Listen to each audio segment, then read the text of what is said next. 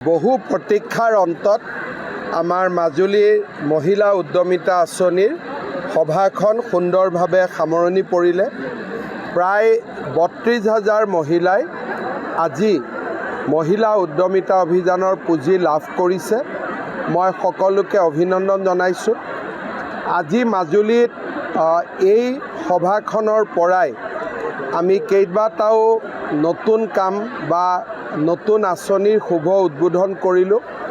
আমাৰ মাজুলী বিশ্ববিদ্যালয়ত ৫১ কোটি টকা খৰচ কৰি আমি নিৰ্মাণ কৰা শৈক্ষিক ভৱন আৰু আমাৰ ছাত্ৰী নিবাস উদ্বোধন হ'ল।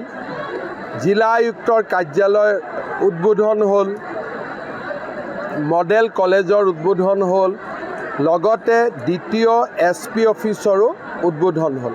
আজিৰে পৰা মাজুলীৰ যোৰহাট সংযোগী দলঙৰ কামো আৰম্ভ হ'ব।